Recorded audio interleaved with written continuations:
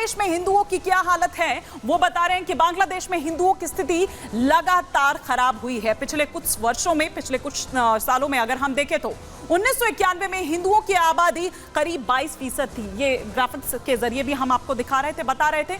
1964 के बाद 11.3% हिंदुओं ने बांग्लादेश छोड़ा। 1971 की अगर बात करें, जिसका बार बार जिक्र भी किया जाता है, तब 1971 में बांग्लादेश बना। हिंदू 13.5% बचे थे उस वक्त। 2011 में हिंदू आबादी घटकर 8.54% हो गई थी। और ये हम आपको दिखा रहे हैं कि लगातार इसमें ये घटता ही चला गया। 2022 में बांग्लादेश में हिंदू 7.95% ही बचा था। और बांग्लादेश में हिंदुओं का धार्मिक उत्पीड़न लगातार जारी है। वो तस्वीरें आपको बता रही हैं। रिपोर्ट में दावा है कि 3 दशक में हिंदू खत्म हो जाएंगे, उनका नामो निशान मिट जाएगा। और यही कारण है कि देखिए हिंदू खौफ में है। लगातार उन गांवों से, उन परिवारों से जो रिपोर्ट है वो भी हम आपको लगातार दिखा रहे हैं। और इस वक्त बॉर्डर पर मौजूद हैं हमारे सहयोगी अनूप, जो सुबह से ही हम तक जानकारी दे रहे हैं। आप दिखा रहे थे अनूप कि किस तरह से एक्टिविटी जो है वो वहां पर बढ़ती है। बीएसएफ के जो डीजी हैं दलजीत चौधरी, वो वहां पर पहुंचते हैं। लेकिन इस बीच ये भी है कि जो भारत आए थे बांग्लादेश से, वो अपनों की खैरखा लेने के लिए वापस बांग्लादेश जा रहे हैं। बांग्लादेश वाले इधर भारत आना चाह रहे हैं। क्या अभी देखा है आपने वहां पर क्या टटोला?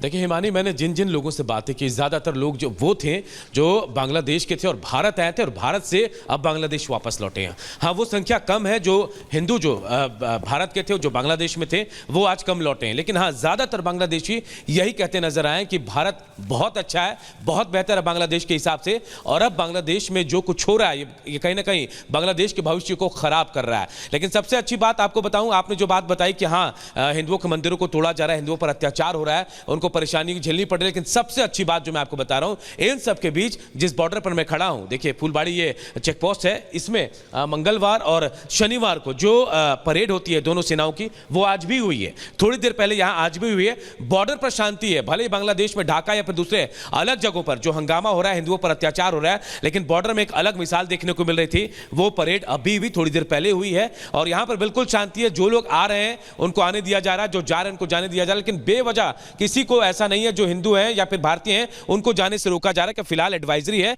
कि आप बेवजह यहां से ना जाए। लेकिन जाने वाले ज्यादातर बांग्लादेशी हैं जो भारत आते हैं। भारत इसलिए क्योंकि भारत में उनको इलाज सस्ता मिलता है, पढ़ाई सस्ती मिलती है, इसलिए वो बांग्लादेश छोड़कर भारत आते हैं, इलाज करा के वापस जाते हैं। तो यहां फिलहाल बॉर्डर पर तो शांति है, लेकिन जो तस्वीरें हम अपने दर्शकों को दिखा रहे हैं वो हैरान करने वाली हैं कि बॉर्डर के अंदर, ढाका के अंदर या आसपास के जो बांग्लादेश में अंदर जो शहर है, वहां पर हंगामा बरपा है और हिंदुओं पर अत्याचार बढ़ गए। हिमानी, हिंदुओं पर अत्याचार बढ़ गए हैं और इसीलिए वो खौफ में है कि जब फुल फ्लेज ये आ जाएंगे तब क्या स्थिति होगी। फिलहाल शुक्रिया अनूप इस तमाम जानकारी के लिए आपका। लेकिन इस वक्त ढाका से एक बड़ी खबर जो आ रही है, ढाका में इंडियन कल्चरल सेंटर में तोड़फोड़ की गई है। उपद्रवियों ने कल्चरल सेंटर जो है वहां पर तबाही मचाई है।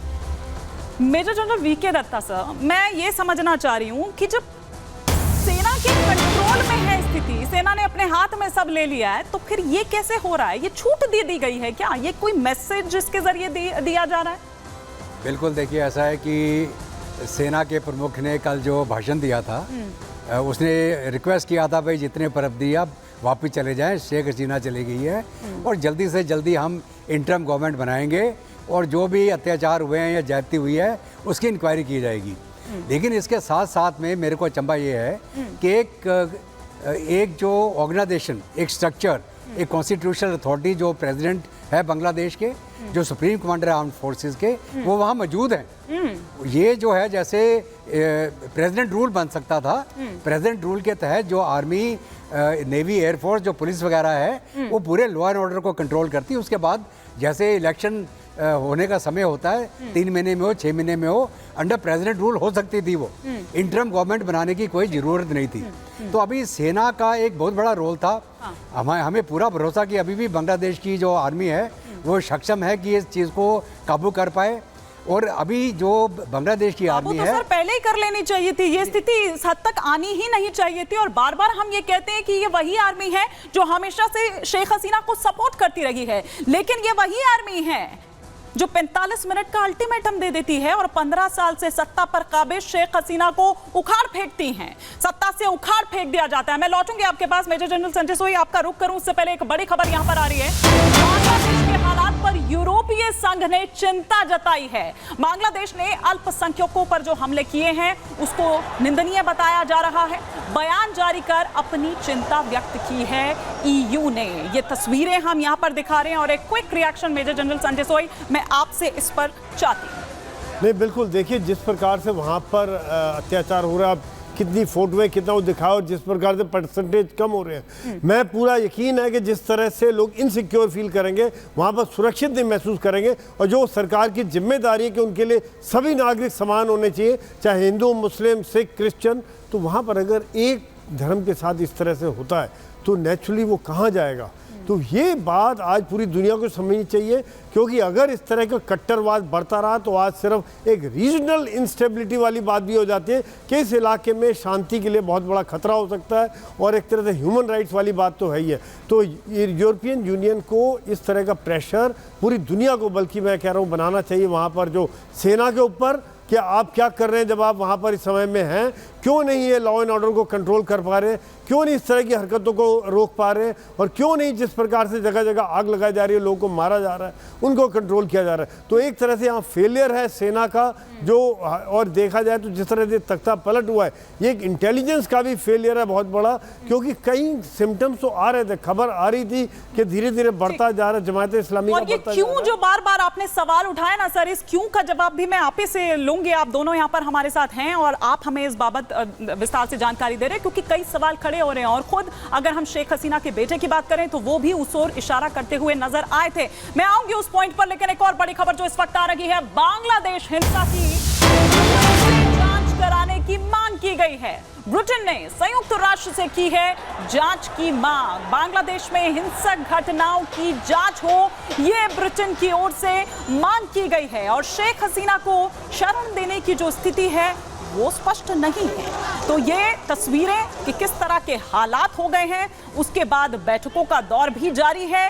सभी की निगाह लगी हुई है बांग्लादेश पर कि आखिर अब क्या कुछ यहाँ जो बदलाव हो रहे हैं वो क्या हैं, और खासतौर पर भारत के लिहाज से अगर देखा जाए तो वो किस तरह से रहने वाले हैं। लेकिन हम आपको ये बता रहे हैं कि बांग्लादेश में सिविल वॉर, क्या इसके पीछे अमेरिका जिम्मेदार है? और यही वो पॉइंट है जिस पर हम अभी थोड़ी देर बाद अपने जो गेस्ट हैं उनसे डिस्कस करेंगे, क्योंकि इसी ओर इशारा करते हुए जो शेख हसीना के बेटे हैं वो भी नजर आए थे। जॉय, बांग्लादेश में गृह युद्ध के पीछे अमेरिका है। अमेरिकी एजेंसी CIA ने इन हालातों को बिगाड़ा है, इसका जिम्मेदार अमेरिका है, CIA है। बांग्लादेश के टुकड़े टुकड़े गैंग की मदद की गई, एक तरह से कह सकते हैं उसको ढाल बनाकर इस्तेमाल किया गया। इसीलिए हम कह रहे हैं कि आरक्षण की मांग शुरुआत में भले ही ये दिखाई दी हो, कुछ छात्र इसमें रहे हों, लेकिन उसके बाद इसने किस तरह से एकदम ट्विस्ट एंड टर्न आप कह सकते हैं कि इसमें आया।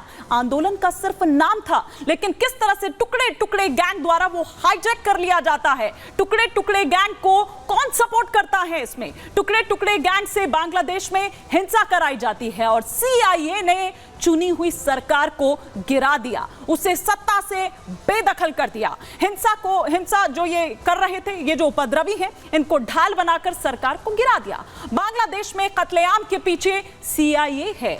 हजारों लोगों के बेघर होने के पीछे क्या CIA है? बांग्लादेश में अपनी पकड़ चुकी चाहता है अमेरिका, इसीलिए ये तमाम कवायद हो रही है, इसीलिए उसको डिस्टेबलाइज करने की कोशिश की गई। नई सरकार अमेरिका की क्या कठपुतली होगी? क्या वो उसके इशारे पर चलेगी? यही माना जाए, अमेरिका के इशारे पर चलेगी क्या नई सरकार?